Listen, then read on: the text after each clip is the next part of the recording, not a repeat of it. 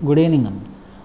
So in this session we are going to discuss about the introduction to computers, where we will discuss what a computer is and who is the father of the computer and what are the various generations of computers we have and what are the different types of hardwares, different types of softwares. All these things we will discuss. Okay. So coming to the introduction part of the computers. So the computer is defined as an electronic machine that has three important things. One is it should be able to take the input and it should work on it, that means processing, and then it should output the information. So whenever you take an electronic device which takes some input, processes it and then outputs it, we call it as a computer. And the father of computers is Charles Babbage, who is a British mathematics professor, and he is called as the father of computers. Here you can see that the computers is the term that was initially coined by the mathematicians only. So most of the things what we discuss in the computers, they are from the mathematics scientists, mathematicians, famous mathematicians. Similarly, the father of computers, who is the Charles Babbage, is also a British mathematics professor, and he is called as the father of computers. The reason why we call him as the father of computers means whatever the inputs that are given by this Charles Babbage initially, they were still considered to be existent in the modern digital computers also. Right. For example, so this is the Babbage, this is the, you can see here, right, the diagram. This is called as the analytical machine. This was designed by Babbage, and this analytical machine consists of 5 different units, that is the input unit, the output, the store, mill and control. So these 5 components, they really form the basis for the present day digital computers. That is the reason why we call this Charles Babbage as the father of computers. We call, in the modern digital computers, we have the input devices, we have the output devices, and this store is called as the memory. So wherever you store the data and wherever you store the instructions, that is called as the memory. And this mill and control, this is combinedly called as the CPU, central processing unit. Right. You have a processor to control the things, and you have the processing unit which is used to perform the instructions or to perform the job.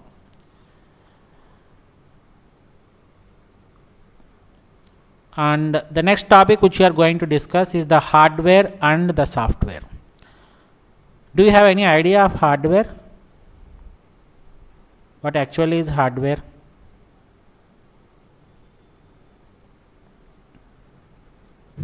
Do you have any idea?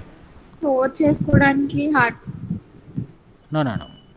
It's not only to store the data. A hardware is defined as the item which you can touch and feel. It really exists, which you can see with your naked eye and which you can touch it and feel it. For example, you take the monitor. You can touch it, right? And you can feel it, and you can feel that this is the monitor. So that comes under the category of hardware. Similarly, if you touch the keyboard, you can touch and feel it. That is also a hardware. Like that, the components which you can touch and feel in the computer, we call them as the hardware. And do you have any idea of the software?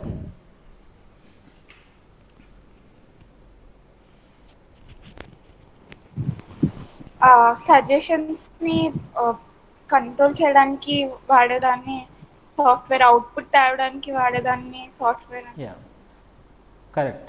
So the software, what we call this is, it's nothing but set of instructions. An instruction is nothing but a statement that is given to the computer in the form of a programming language. So the computers cannot work on its own. For this purpose, you have to tell the computer, you have to tell it to take an input from the user, you have to tell it to take another input from the user. Similarly, you have to instruct it to add those two integers, and similarly you have to write another instruction so that it will give the output. So, everything you want to make it to work with the computer, you have to give the instructions, and when you combine those instructions into a single unit, we call it as a program. We call it as a program. So, the definition of program is nothing but again the set of instructions only, this one. And what is this software means? This software is nothing but set of programs. So, when you combine more number of programs that can perform a particular task, that particular set of programs we call it as the software. So, the hardware is nothing but the components which you can touch and feel.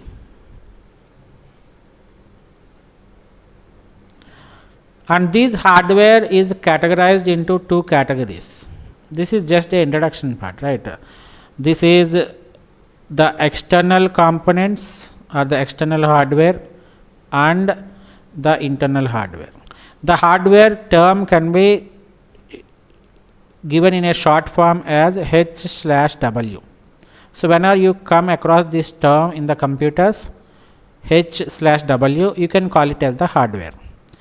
And the short form for the software is S/W. So, this stands for the software. So, coming back to our discussion again, the hardware is divided into two parts. One is the external and the other one is the internal.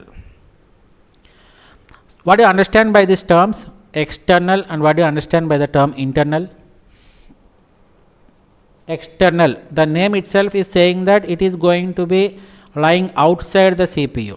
So, when you see the desktop computers, what you have in this present era, you will have this one vertical box like this.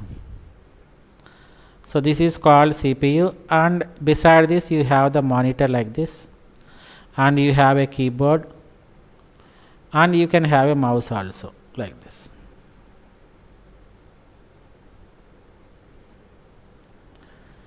So, any component that lies outside this CPU, we call it as the external hardware, outside the CPU. And all the components that are present inside the CPU, we call them as the internal hardware. Clear? Yes, sir.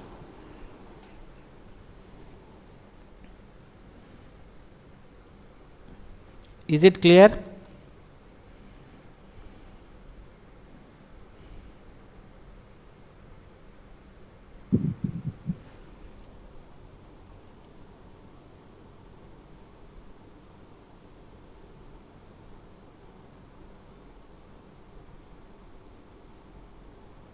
Gayatri?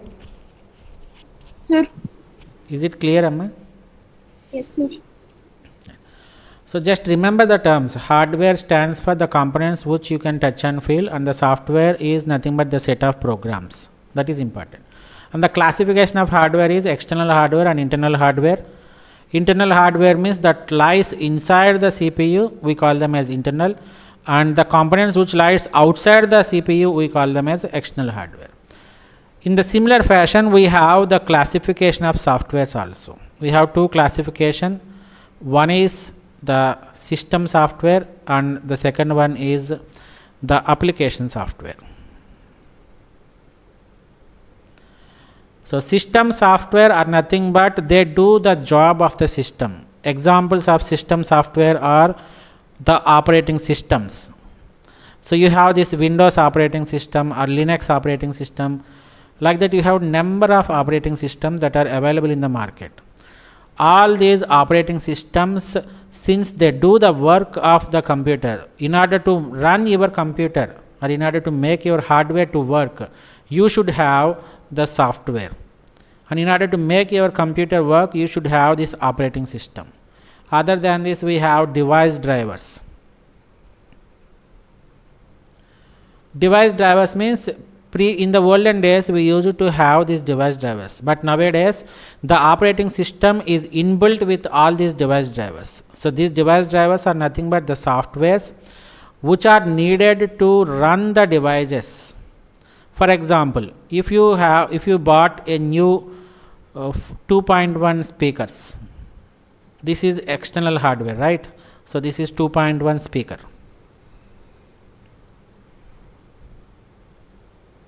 This is the external hardware. And when you want to listen to the songs, and when you connect these 2.1 speakers to the computer, in olden days they doesn't work. Why? Because we need to install the software that is related to this multimedia speakers. Those software which are specific to each and every device, we call them as device drivers. So these are the software which drives the devices, which makes the devices to work when they are connected to the computer. Those are called as device drivers. Similarly, you have one printer. Assume that this is a printer. And when you directly connect this printer to the CPU, it won't work. Why? Because in order to make this hardware device to work, you have to install a corresponding software for this printer. So those corresponding softwares, related softwares, which makes the hardware devices to work, are called as the device drivers. So the examples of this system software are the operating system and device drivers. Similar, you have utilities like that. There are many things you can give. And similarly, coming to the second category, application software. So the name itself is saying that it is an application. So these are the softwares. That is nothing but these are the set of programs that make you to run an application. So what do you mean by an application? Do you have any idea of an application? In short, we call it as app. App stands for nothing but application. So do you have any idea on this app or application?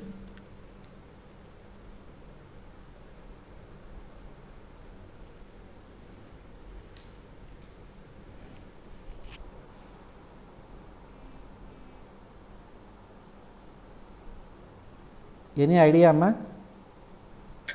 Let's. For example, just now I have called you and asked you to install the Google Meet app. Am I right or not? So this is nothing but an application. This application is used to conduct or to attend the conferences, and since it is developed by Google, they have named it as Google Meet. Similarly, you might have used some Zoom. This is also an online conference system where you can conduct the conferences or where you can conduct the meetings, etc. So this is another app. Similarly, when you want to watch a movie, you will be opening an application or a software called VLC Player. This is also an application which is used to watch the movies or to listen to the songs. Multimedia application, this one is. When you want to browse your internet, you will use the software called as Google Chrome. So this Google Chrome is again an application which is used to browse the internet. So the application softwares are nothing but the set of programs which are really used to run some application in your system. Right. So you have so many application softwares that are to be installed in your computer. For example, you want to write a letter to your friend. So first of all, what you will do, you will open the Word document from the MS Office and you type it and save it and then you send it. So this Word application is this Word is also another application. And whatever you are seeing here, the PPTs, PowerPoint presentations, this is also an application. Like that, you have so many applications that you come across in your daily life when you keep on using your computers. That is called as the application software. Clear? Yes, sir. Right. So this is what we have discussed in the previous session. Computer hardware refers to the physical parts of the computer and related devices. So the physical parts which you can see, which you can touch and feel, these are called as the hardware. The parts of the computer that you can see and touch, those are called as the hardware. As we have told that classification, we have the internal hardware and the external hardware. The internal hardware parts of a computer are often referred to as components. This is another name for the internal hardware, which we call it as the components. And there is another name for the external hardware, we call them as peripherals. So when you go out and when you go for a computer shopping, you can clearly see that peripherals and components. So peripherals are nothing but external devices or external hardware, and components are nothing but the internal hardware. So the hardware parts that are present inside the CPU are called as the components or the internal hardware. Examples: you have the hard disk drives present inside the CPU. Similarly, motherboard is present inside the CPU. Similarly, RAM, ROM, everything is present inside the CPU only. When a hardware is present inside the CPU, we call them as the internal hardware. And coming to the external hardware, the parts that are present outside the CPU are called as peripherals or external hardware. Examples, you can give it as monitors, keyboards, mouse, printers, scanners, speakers, everything they come under the category of external hardware. Clear? Yes, sir. And coming to software, as we have discussed, the software consists of set of programs and applications that run on the computers. When you want to do something with the computer, you should have the corresponding software. So software plays very important role to make your hardware to work. Without software, hardware will not work. This is for sure. So that is the importance of the software we have here. And a software is nothing but a set of programs. A program is nothing but the set of instructions. An instruction is nothing but you command the system to do some work. You command, you give some instruction, or you tell the computer to do some work. That is called as an instruction in the computer language. That's it. And coming to the classification, we have two classifications as we discussed: system software and application software. System software refers to the files and programs that make up your computer's operating system. So the short form of operating system, we call it as OS. This is very important. So without operating system, you cannot work on your computer. Nowadays, we have the operating systems in the mobiles also. Can you list out some famous mobile operating systems?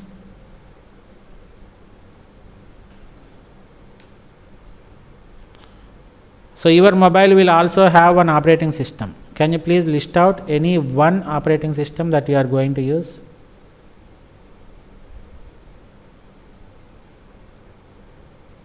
Android. Super, Android, right? Similarly, iOS we have. Like that, there are a number of operating systems. Not only the computers, even the smartphones which we are using, they are also similar to that of computers. That is the reason why for them to work, they need a software that is nothing but Android operating system or iOS operating system.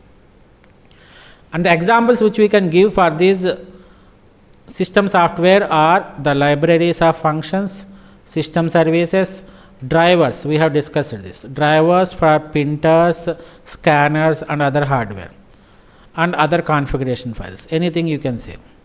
Coming to the application software, these are nothing but a simple application programs that runs on your computer. So these types of software are also used to develop applications. For example, web browsers like Google Chrome, Microsoft Edge, Firefox.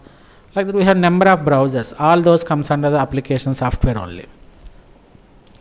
And email clients like Google Mail, Yahoo Mail, everything they come under the application. Word processors like Microsoft Word, PPT, like that. Games and all the utilities are the application software only. Clear? Yes, sir. Now the next topic which we are going to discuss is the history of computers. What is your estimation when the computers have born? Do you have any idea? At least give me some vague answer, like 100 years ago, 200 years ago, something like that.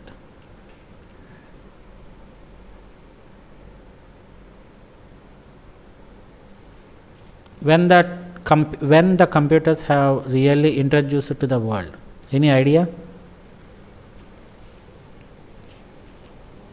1800s.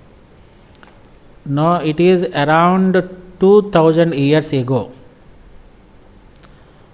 2000 years ago, you might have heard the term abacus, right?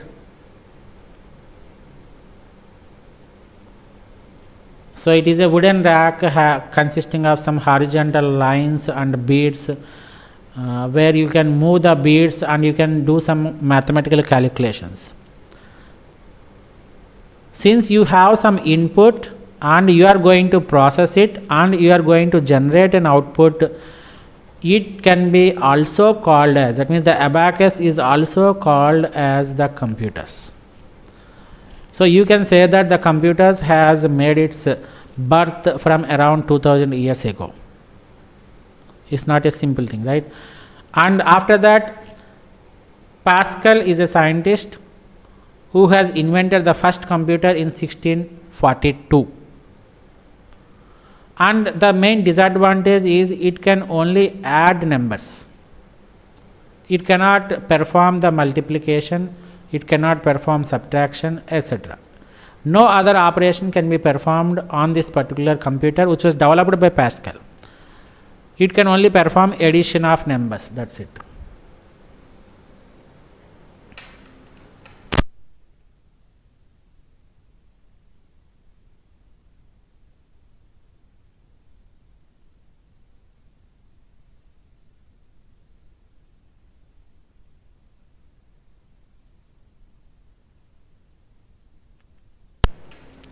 Is it clear? Yes, sir.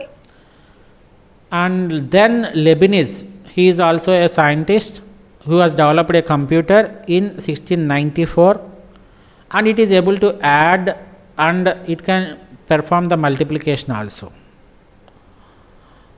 This is what a computer is. It is nothing but a device which can take an input, process it and give the output. Since these computers, Pascal's and Leibniz computers, they are taking the inputs, two numbers they will take and they will do some manipulations, process it, and then they will generate the output, result. So they are also called as computers. And then Thomas has developed the first successful mechanical calculator. Remember that when you give the definition of the computer, we call it as the electronic device. But basically it may not be an electronic device, it can be a mechanical device. For example, if you take this abacus, it is not mechanical or it is not electronic, but still it is able to take some input, process it and give the output. Therefore, we can categorize this into the computers. And similarly, Thomas, when he has designed his first computer, he has designed this mechanical calculator which is capable of addition, performing the addition, subtraction, multiplication and division. Up to here, nothing important is there. But when coming to the Charles Babbage, in the year 1812, he invented a machine called as the analytical machine. We can also call it as the analytical machine. Difference engine. Anything is okay, right? In the earlier slides, we have seen how this analytical machine looks like. So it is a mechanical machine. It is not a electronic. See here. The idea for this Charles Babbage came in the year 1812. He has worked 10 years on that particular idea, and by 1822 he had a working model to demonstrate with.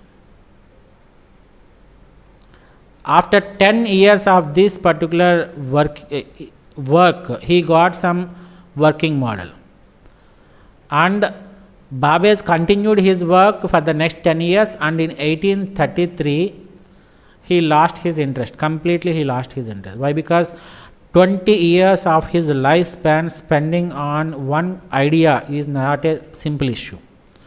So after 20 years he lost his interest because he thought he would have some better idea. So for this reason he has constructed a general purpose, fully program controlled and automatic mechanical digital computer, which he is calling it as the analytical engine. Right. And this analytical machine will carry out not only the arithmetic operations like addition, subtraction, multiplication and division, they are able to calculate more number of calculations. That is the reason why he is called as Charles Babbage. I told, right, Charles Babbage is called as the father of computers. The reason is he has developed a machine called analytical machine, which consists of 5 units: input, output, mill, store and control. All these 5 components, they form the basis for the present day digital computers. That's why even though Charles Babbage belonged to 1812, we still call him as the father of computers. And after this, in 1942, John P. Eckert and John Meshley, they developed a machine called ENIAC. This is the acronym. Acronym is a term that is formed by combining the first letters of different words. For example, electrical is a word, numerical is a word, integrator and calculator. We have 5 different words here. And when you take the first letters E, N, I, A and C, and if you form a word like this, ENIAC, we call them as acronyms.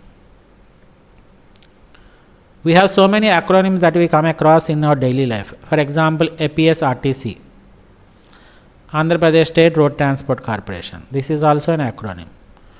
JNTUK, Jawaharlal Nehru Technological University, Kakinada. SBI, State Bank of India. All these nothing but acronyms, right? In 1942, these 2 scientists, they have developed a computer which is called as the ENIAC, which stands for electrical, numerical, integrator and calculator. So this is the working model of the electrical computer. This is an electrical computer. What Charles Babbage has developed is the analytical machine, which is a mechanical computer. So when you work with these electrical components, lot of energy has been dissipated. You need to consume lot of energy and lot of heat will be generated. For example, if you take this ENIAC, it used 18,000 vacuum tubes. You have some idea on these vacuum tubes, right?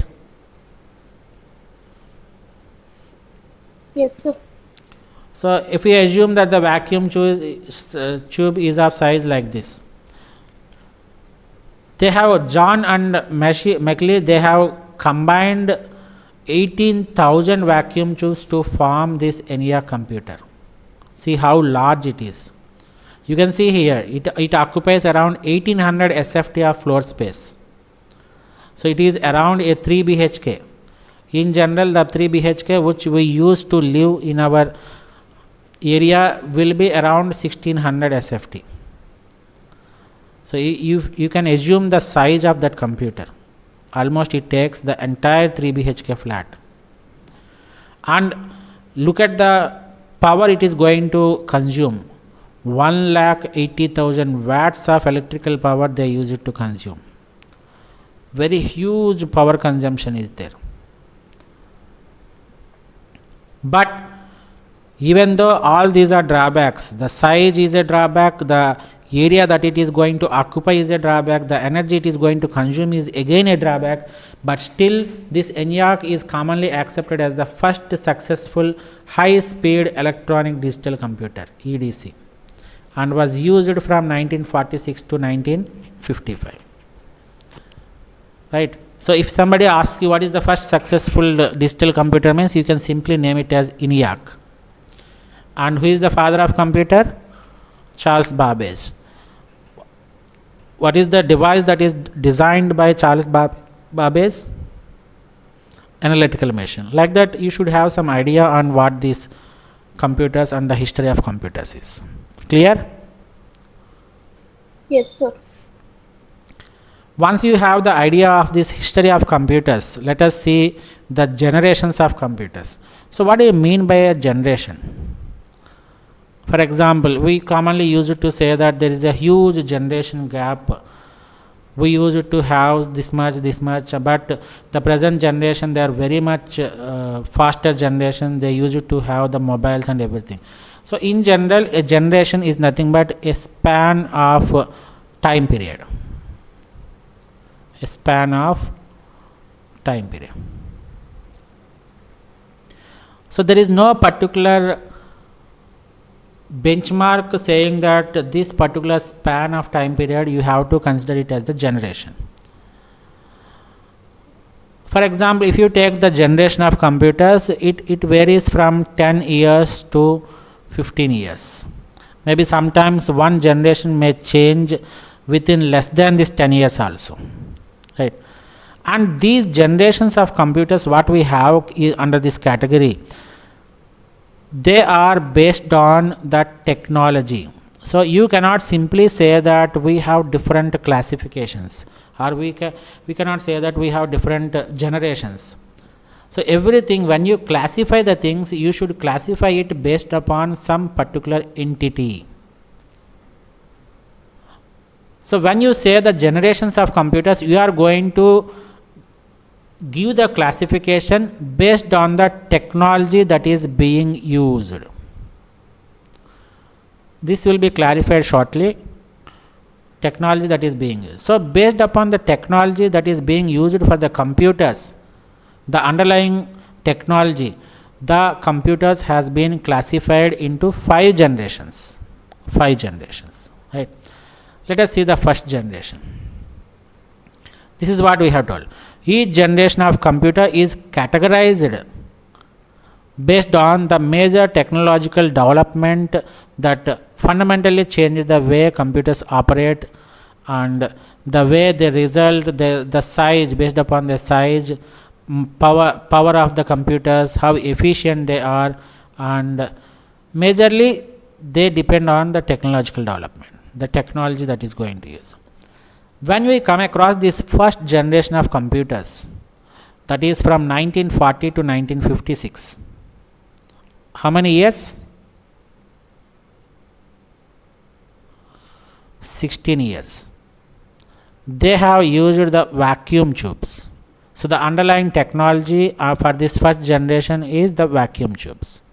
We have seen the ENIAC computer developed by John and Mechely, right? They have used these vacuum tubes in the year 1940. From then onwards, they used to have these first generation of computers up to 16 years. As we have discussed that they used the vacuum tubes for circuitry and magnetic drums for memory. It is very huge in size and they occupy the entire rooms also. It is very expensive to operate and it uses great deal of electricity. Everything we have seen. Whenever we use more number of electrical components, lot of heat is generated. And the first generation of computers, they relied on machine language. We will see the classification of languages, programming languages in the next coming sessions. But right now you just understand that they depend, the first generation of computers, they depend on the machine language.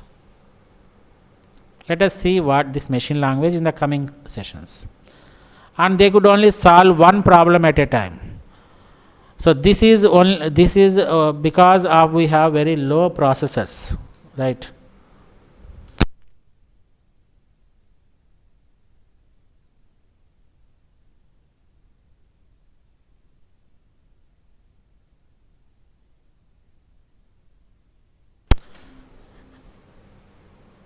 So the problem is they are able to solve only one problem at a time. Nowadays we have computers that can do multiple tasks at a time. For example, you keep on playing your songs, you open the browser, you open the Word document, like that you have multiple tasks that you can perform on the same computer. Right, we call them as the multitasking operating systems. But previously, this first generation of computers, they doesn't have any operating system. It is just an electrical component. It is just an electrical machine. No operating system, nothing. So you have to submit one job and you have to wait for more and more days so that it could complete the work. So that is the disadvantage we have with it. And how we are going to give the input to this particular first generation of computers is, we have a concept called as punched cards. So we have cards like this, and something similar to that of Braille. You have seen this Braille, right? For blind people, they use it to learn this Braille. Similar to that of, you have one card, and whatever instructions you want to give, you will put these punches there. And this acts as the input to ENIAC. And another thing is, you can give the paper tape also, and the output is displayed on the printouts. No monitors, nothing in that particular first generation. You use it to take the printouts. For example, when you want to perform the addition operation of 10 and 15, you give the addition 10 and 15 plus. This should be given on the punched cards. They have some different coding techniques. They will give it on the punched cards, and they will give as input to this ENIAC or UNIVAC. And the output, you will get it as 25 on the punched cards only. This is also. Output will be shown like this. So the examples of the first generation computers are ENIAC and UNIVAC. UNIVAC stands for Universal Automatic Computer. Clear? Yes, sir. And coming to the second generation, the technology that lies under this second generation of computers is the transistors. You have idea on these transistors. You might have studied in the physics, right? Yes, sir. Look at the span of this second generation of computers. It is going to reduce. Previously we have 16 years, and now we have just 4 and plus 3, 7, 8 years. So these transistors are replacing the vacuum tubes. So the first generation is completely replaced. The vacuum tubes are replaced with the transistors. So even though the transistors was invented in 1947, but their actual implementation, they came with from late 1950s. That is from this one. Whenever we want to generate the second generation, you make use of these transistors. Then the importance of transistors has been known to the external world. When you replace the vacuum tube with these transistors, transistors allow computers to become smaller. So if you have the vacuum tube like this, transistor will be around like this. The size is very small, and because of its technological advancements, they are very faster, and they are cheaper, and they are more energy efficient and more reliable.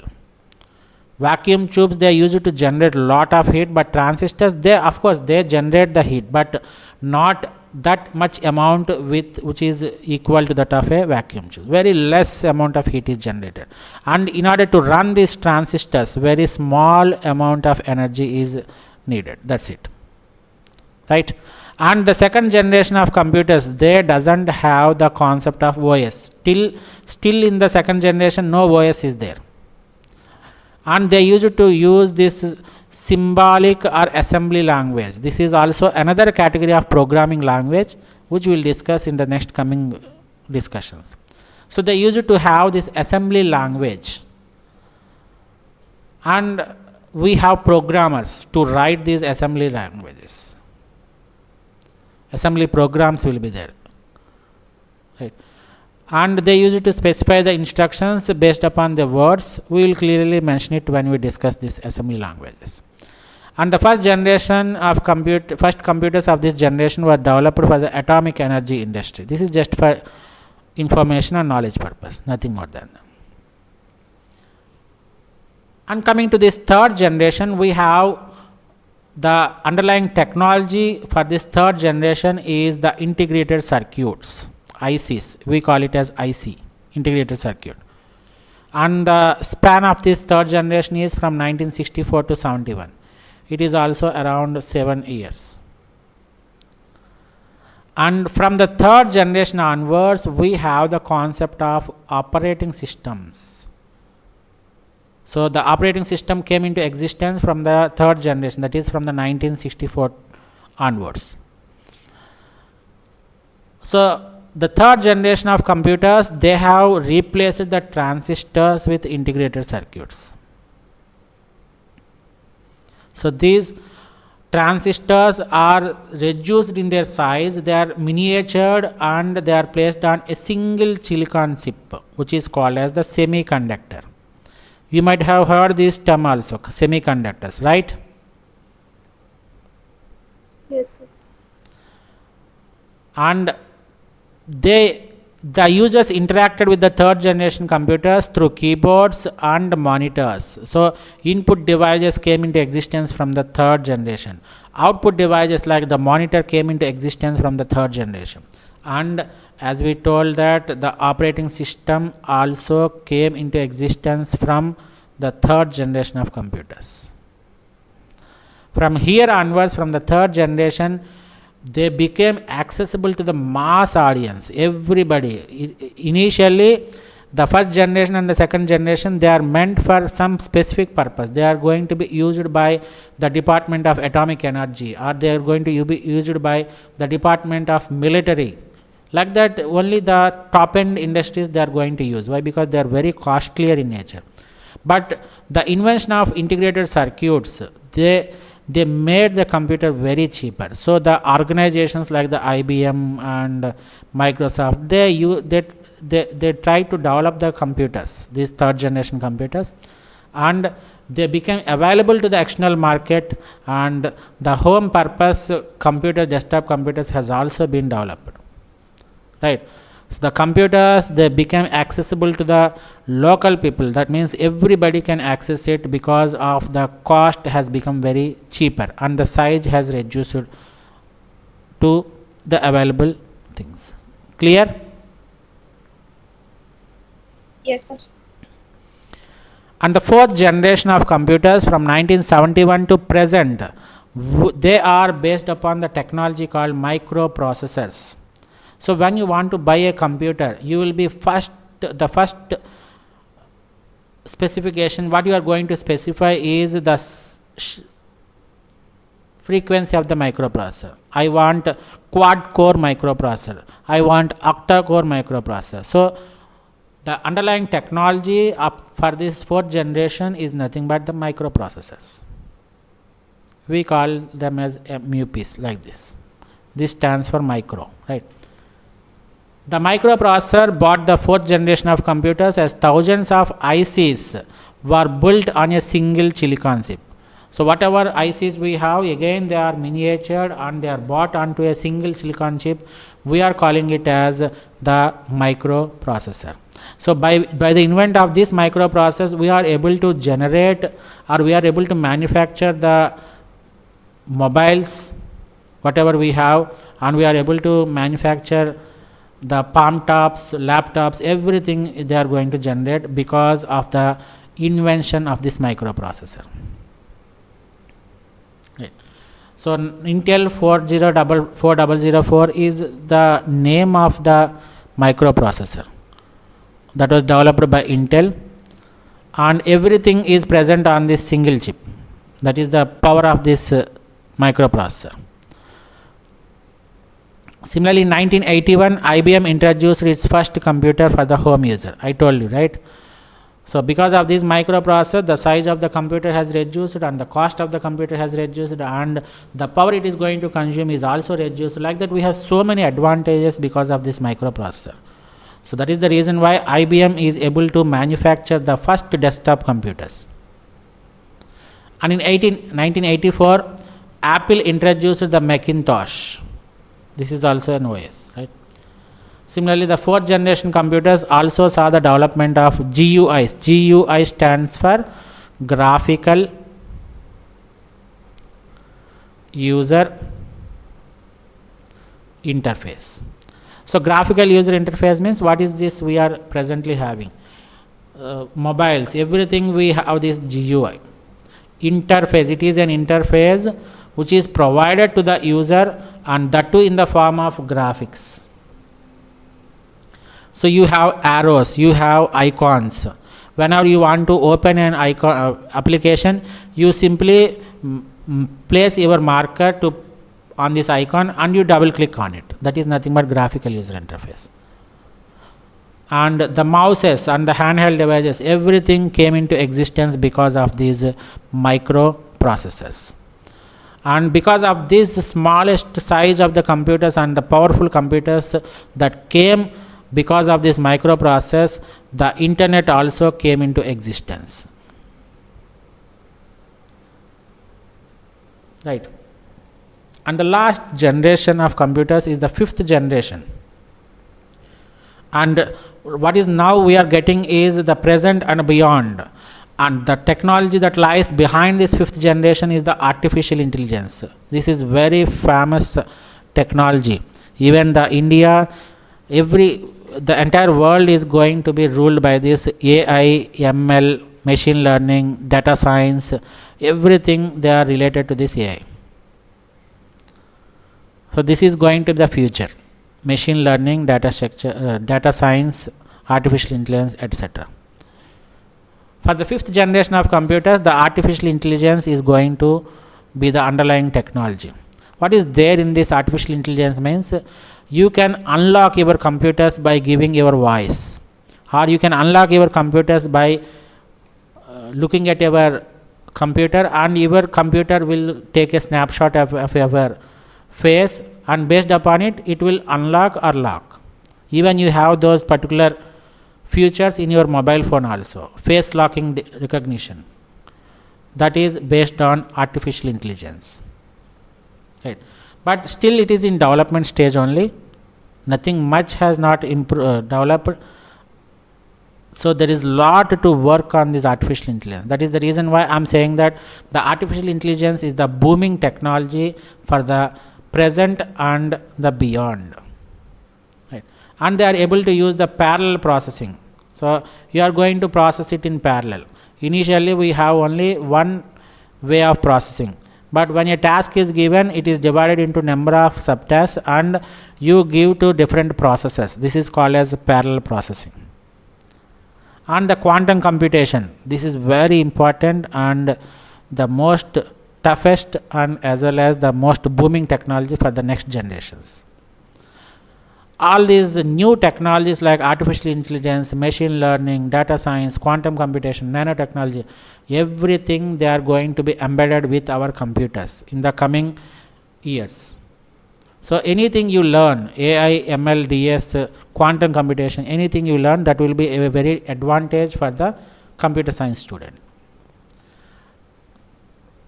And the main goal of the 5th generation computers is you are going to develop the devices which respond to the natural language. Natural language in the sense the computer is going to respond to your commands. For example, latest automobiles, they used to have the AI technology. For example, you take MG Hector or Tata Safari or something like that, anything like XUV, Mahindra XUV 700. So you can directly say that hello Mahindra, open sunroof. Then the sunroof will be automatically opened. That means the system is going to respond to your commands, where you are going to give the commands in a natural language, whether it is in English or Hindi or Telugu. Anything is possible. Anything is possible. So you can give those commands directly and the computer is going to respond to it, right? So that is the power of this 5th generation, which is going to use the artificial intelligence as the underlying technology. Is it clear? Yes, sir. Okay, so that's all for today's session. We'll wrap up this session today and we'll continue in the next session. Right? Thank you.